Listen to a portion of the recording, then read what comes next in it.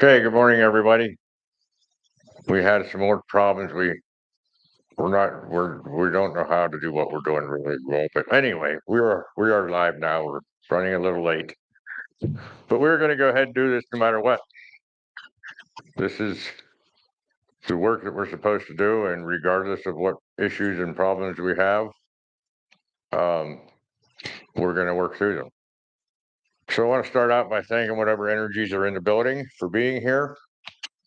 I want to acknowledge that energies are part of life all around us, and that we need to welcome them all in. We want to, of course, thank my helpers, my wife, who is the cameraman or camera woman, and my brother, who is this technical person, and we don't blame him for the technical problems because it's a group effort here to get this all together, and ultimately, I am in charge of this. Um, We do want to bring a few things to your attention. We want to welcome you. I am Chaplain Keith of Good Heart Church, and we want to make sure that you're aware that this video can be watched even after the live viewing of it. It's always on YouTube, and we're asking you definitely to make comments, even if you don't like what we're saying. Tell us what you want to hear. Tell us why you don't like it, so I can learn from you. I need to learn things too. I'm not here for just to try and tell you things. I want to learn from you as well. So make sure you do the comments, subscribe, hit the thumbs up, and share it with other people so that they can be in the discussion with the rest of us at some point. Um, so with that said, we're going to go ahead and get started this morning. I don't know if I have any other announcements. Because of our little bit of our issues this morning, I've sort of lost train of my thought of what I was going to say at the beginning here, but we're going to now go ahead and start with a prayer to whoever your deity is. We want you to pray to them, ask for their guidance today, ask for their way of whatever it is that you want to ask for today, whatever it is that you want to do. I do want to say right before we go into this prayer, this one other thing I wanted to say is that you can reach me. We don't have the website up yet, but you can reach me at fellowship@goodheartchurch.org. So you can reach me for whatever questions you might have that you don't want to put on comments on the YouTube, and we'd be happy to address them, or questions or comments. So um, please feel free to do that. Again, that's fellowship@goodheartchurch.org. So now let's take a moment, silence, preparing for the day, preparing for the fellowship gathering that we're having today.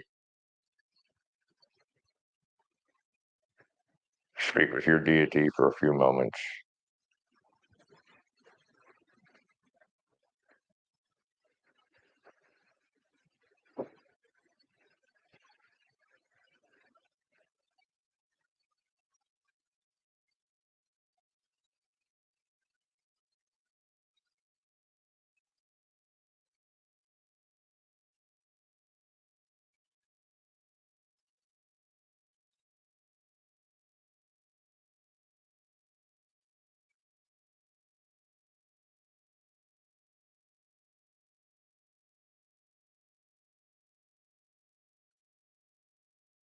Um, I'll sit here for a moment now that we are done with our praying. Try to relax, go into a mini meditation, just relax. Starting at the top of your head, relax your scalp, relax your temples, take that forehead and take the crease out from in between your eyes and relax your head, your forehead, and Then go on down and relax your eyelids and your eyes. Relax your cheekbones, your jaw, dropping your tongue to the bottom of your mouth. And relax your neck. Drop your shoulders away from your ears as you relax your shoulders. Relax your upper arms, your elbows, your lower arms, wrists, hands, and fingers. With each breath out, you should relax another part of your body. Go ahead and relax your upper back and your chest, your belly, and your lower back. As you relax your hips and your buttocks, sink into whatever it is that you're sitting in without without forcing yourself down. Relax your upper legs, your knees. Relax your lower legs, ankles, feet, and toes.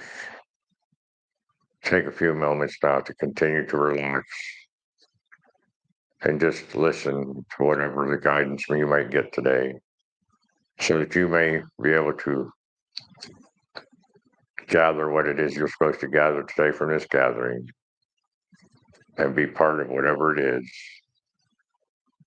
to experience in this day.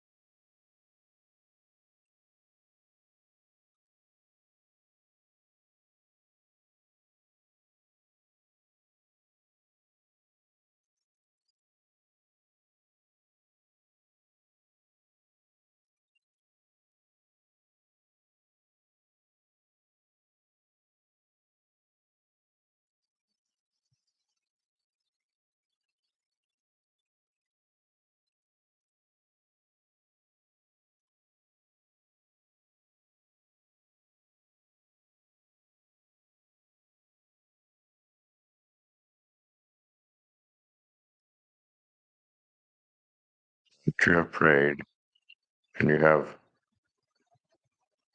relaxed yourself into the day to come back to this room or whatever room you're in. Come back to the state of mind that you can gather what it is that you're guided to gather. And give yourself to your deity, to yourself, to your spirit that you may be part of the universe.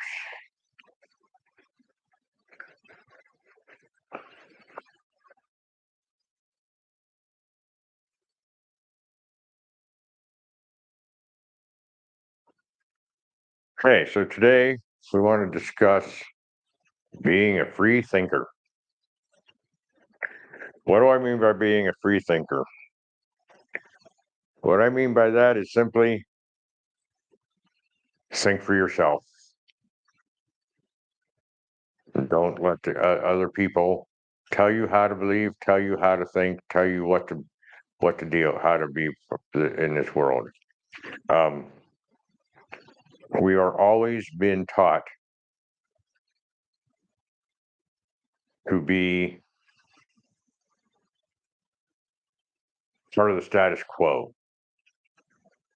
And if we're not part of the status quo, we're told we're wrong. And so where are we taught that? We're taught that in school. We're taught that from the government, from society, from our religions. We're taught all those things that if we don't think the way everybody else thinks, that there's something wrong with us. But yet the free thinkers of the world are who change the world. That's how this world changes, is by people who go out of the norm.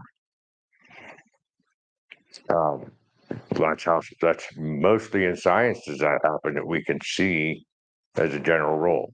But it's also inside other parts of society. We had Martin Luther King Jr., we have Malcolm X, all kinds of people who, even the hippie movement of the 60s, those were all free thinkers and helped change the world and helped to integrate life. We also had Einstein and Tesla and many of the other peoples back in the days of Socrates and Aristotle or Leonardo da Vinci, all free thinkers that helped to change the world. So we need to be the free thinkers. We need to think for ourselves and not join the status quo. Um, if you're always wanting to be in a spiritual sense, if you want to be told how to believe, then in my opinion, you're not a true seeker. You are looking for somebody or some way to find something that you don't know how to find, and you're just accepting what other people say. Um, so question everything. Start questioning absolutely everything. Even question me. Question what I'm telling you. Go find out for yourself. Go find out what resonates with you, what your truth is, what the truth is that is being taught to us.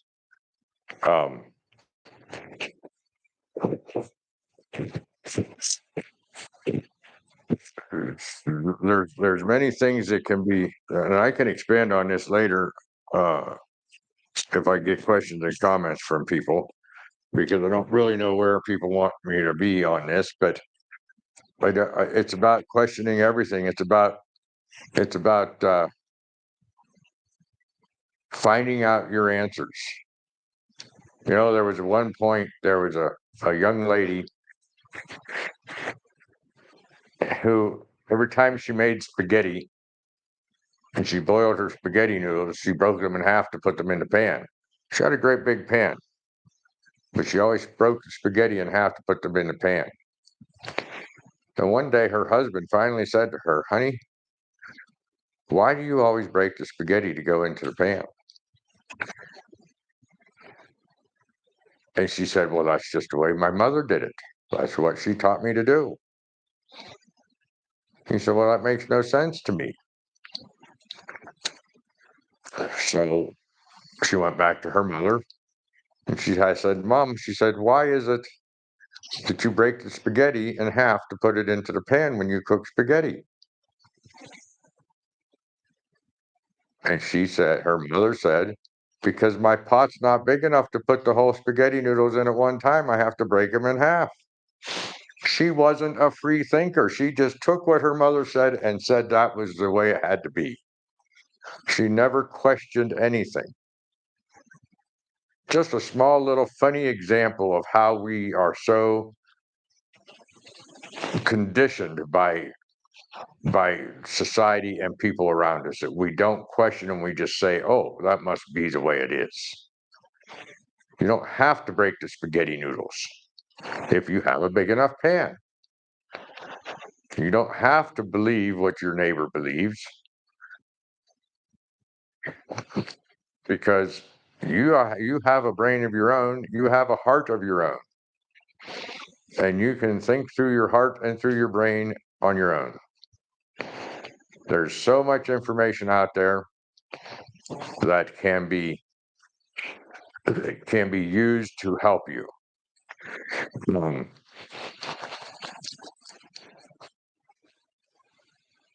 for instance, there are books out there.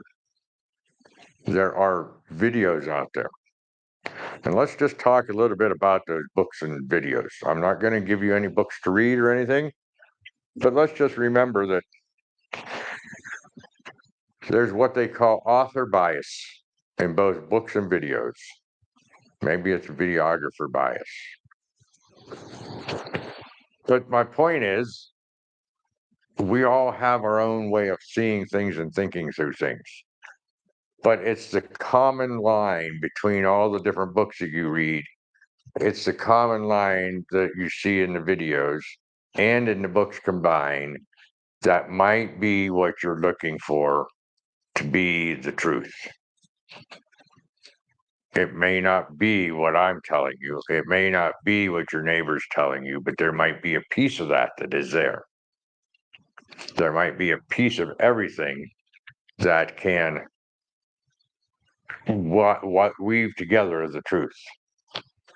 So it's not just about reading and believing everything that the book says, or it's not just about watching videos or YouTubes or whatever else you might see or hear, or even having conversation with people. It's about finding the commonality that runs through society, the commonality that runs through spirituality, the commonality that runs through the universe. That's where the truth comes from, in my opinion. I had to learn that the hard way. Nobody told me this ahead of time, and I had to start seeing and saying, "Well, that doesn't sound right at all." But this little piece here does. And then another author would say something else, and I'd say, "Well, that sort of this little piece of it matches this piece of this other author, but some of the stuff, the fluff around it doesn't match." Well, the fluff around it is the author bias. Um, so we have to think even when we're dealing with people that have knowledge, that have their way of seeing things. That not everything is exactly the way it's laid out. Okay, so we have to be aware of that. We have to understand also that there is a difference between faith and belief. We talk a lot about beliefs in here, but there is a major difference. Faith or belief is all in your head. It's what you have intelligence that you have gathered. Faith is in your heart. Faith is a knowing. Faith is where you should be at. Faith is what you're trying to bring in. You're trying to bring the truth into your heart, not into your head. Sometimes the truth ends up in your head and you have to move it to your heart. And that's where you get your affirmations from, your mantras, your repetition of saying the same thing to yourself all the time and trying to believe. I remember one time when I was driving down the roads in the town that I lived in at the time, and I was trying to stop judging people for their looks and so forth. And I would drive down the road, and as I saw people in their car, I would say, and that's a spirit, and that's a spirit, and that's a spirit, and that's a spirit. Putting the equality there.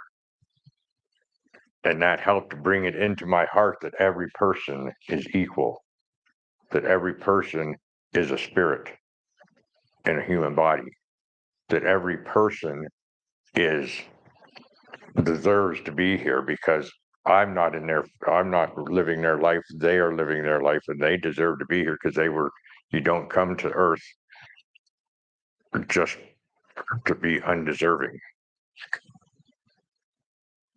One of my favorite sayings is God didn't make any junk. We have to start thinking for ourselves. That's my opinion on it. How do we start thinking for ourselves other than reading and watching? Well, we have to be open to the guidance. We can ask for guidance. Now, that guidance, let's talk about mentorship for a minute, or spiritual advisors for a minute. We don't want to go out and choose a mentor or advisor that is going to dictate the way you believe. You want one that will guide you for you to find the truth. If they dictate how to believe and say their way is the only way, then they're more into ego, controlling, um, doctrine than they are into guiding a spiritual seeker to knowing, to finding their own truth and doing their own research. A good mentor suggests things, but doesn't mandate them. A good mentor suggests probably books to read, questions to be answered. They might ask you questions that they don't expect an answer for that moment, but for you to go out and find out for yourself. They're going to suggest ways of finding your truth, is like meditation, yoga, um, and all this will help to open your mind. All this will help to bring it in to you if you are open to guidance. But like I say, guidance, not dictation. Not somebody telling you what to believe, but guidance for you to find out. If you've ever listened to any sages, very few of them tell you. They talk in riddles, they talk in parables. They don't tell you what to believe. That's because you are to find out for yourself what it means. If they can possibly give you pointers on what kinds of things to look at, um, a lot of it is symbolism. A lot of times you have to find that symbolism, what that symbolism means. There's a lot of that in different in spiritual books, and that's what most sages do. Most sages, no matter what culture you're from, whether you're Native American or Hindu or Christian, or a lot of your sages talk in cryptic language so that you have to think. They'll say things and you'll scratch your head and say, "What in the world? That's pretty deep, but I don't know what it means." And then how do you find out what it means? Part of free thinking is going into a meditation. I am probably one of the biggest believers in meditation there is. The United States, the biggest religion in the United States is Christianity, probably. And I don't know how many of you were raised in those churches, but I've never known anybody that was raised in those churches that was taught to meditate. Why aren't you taught to meditate? Because you become a free thinker and you won't follow their doctrine. Doesn't mean that your spiritual books and scriptures are wrong. It means that the people that are telling you how to believe don't want you to believe any other way. They don't want you to figure it out for yourself, because meditation opens you up. And it doesn't just open you up to understand scripture or sutras or whatever your religious book talks through, but it also opens you up to receive guidance from other places, to receive guidance from your friends that have your best interest at heart, to receive guidance from the person walking down the street or the person you met in Walmart that says something you say, "Man, why didn't I think of that?" To receive what books you ought to be reading, to find when you read the books, what resonates with you. And by the way, don't throw anything away that doesn't resonate with you. If you're seeing commonalities and you're just saying, "Oh, that's a bunch of hogwash," do you remember where you got that from? You don't have to resonate with you now, but I'm going to tell you, this has happened to me. That a few months down the road, a year down the road, whatever, those things start resonating with you a little bit more because you have now grown. You've done some more seeking and you've now grown, and you want to go back and maybe and reread that and see how that starts to resonate with you. So don't throw things away just because they don't resonate with you at the moment. Be aware of them. Okay, so you want you want to question everything. And I know I already said that, but that is the way of creating your thinking. You want to start questioning things, contemplating things, meditating on with your higher power to bring in the right information for you. Work toward as we spoke of last time we were here. We talked about raising vibrations. All of this helps to raise your vibration and starts to move you through your spiritual seeking in a different fashion. You start putting out more things. Your aura starts bringing out more, putting out more love, more compassion, more kindness. These kinds of things that get poured out of your aura because you're starting to bring them in. If you remember our vibration, you had to have the courage to change. So we want to, once you made that courage to change, then yeah, things start changing. And your aura puts that out, and you start attracting different people into your world, into your life. And then you start getting more information and more information and more information from your friends, from the neighbors, from the strangers, from the meditations, from the books you read, from the videos you watch. All these things help to do it. It just keeps blossoming further and further and further into a more um, profound spiritual seeking. And here at this church, right now, all we're doing is these gatherings, but we will be expanding into other things over time. Um, and we want to invite you to help with that, to bring your experiences to us, bring your understandings to us, bring your um, notions and your things that you found out through your seeking that will help to help everybody else. This is a discussion, not just talk by me. It's not supposed to be a monologue. It's supposed to be a discussion. And I'm only here to sort of help to bring the discussion out. So we certainly want more comments. We certainly want more people to join us. We do apologize, or I do apologize for all the problems we've had in the last several weeks that we've been trying to get this going, but this is a learning curve.